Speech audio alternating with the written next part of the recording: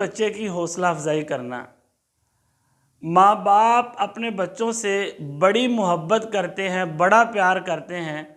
Her parents کی یہ خواہش ہوتی ہے کہ ان کا بچہ سب کچھ کرنے والا ہو، ان کا بچہ ہر بچے سے آگے نکلے، پڑھائی میں کامیاب ہو، اس کا رزلٹ اچھا آئے، یعنی زندگی کے ہر شعبے کے اندر وہ چاہتے ہیں کہ ہمارا بچہ کامیاب ہو۔ تو مجھے بتائیں کہ کیا ہر پیرنٹس کی یہ خواہش پوری ہوتی ہے؟ نہیں ہوتی۔ اس کی وجہ کیا ہے کہ یہ فطرت کا قانون ہے۔ اس کو آپ ذہن میں بٹھا لیں کہ جیسے دو بچے ایک جیسے نہیں ہوتے، اسی طرح ان کے کاموں کے رزلٹس بھی ایک جیسے نہیں ہوتے، کبھی کسی سے آگے کبھی پیچھے۔ یہ انسان کی زندگی کا حصہ ہے، تو ہمیں اس بات کو ایکسیپٹ کرنا چاہیے۔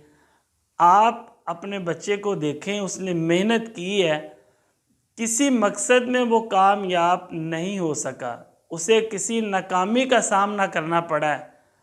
آپ اس کو ڈانٹنے کی بجائے، اس پر تنقید کرنے کی بجائے، اس نے جتنی محنت کی ہے کم از کم اس کی اتنی حوصلہ افزائی ضرور کریں، اس کو شاباشی دیں۔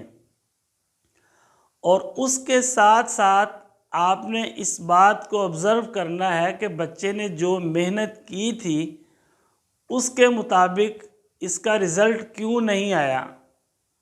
کہیں ایسا تو نہیں کہ ٹیچر نے جس طرح کہا تھا بچے کو محنت کرنے کا، لیسن کو یاد کرنے کا، پیپر کی تیاری کا طریقہ بتایا تھا، بچے نے وہ طریقہ کار اختیار نہ کیا ہو۔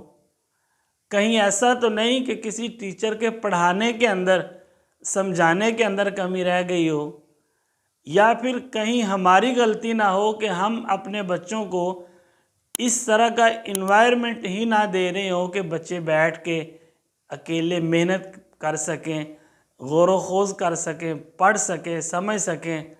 ابھی بھی کتنے گھر ایسے ہیں کہ جہاں صبح ٹی وی کا بٹن آن ہوتا ہے اور رات تک چلتا رہتا ہے، ہر وقت شور شرابہ۔ تو آپ خود دیکھیں کہ اگر ایسا ماحول بچے کو دیں گے تو پھر بچے کس طرح پڑھیں گے، بچے کس طرح محنت کریں گے؟ وہ سارا دن شور میں بیٹھ کے تو اپنا کام نہیں کر سکتے۔ اس لیے ہم نے اس بات کو آبزرو کرنا ہے، دیکھنا ہے کہ بچے نے جو محنت کی تھی اس کے مطابق اگر رزلٹ نہیں آیا تو اس میں کیا کمی تھی۔ اس کمی کو ہم نے دور کرنا ہے، اور بچے نے جتنی محنت کی ہے اس کو اتنی شاباشی ضرور دینی ہے، اس کی اتنی حوصلہ افزائی ضرور کرنی ہے۔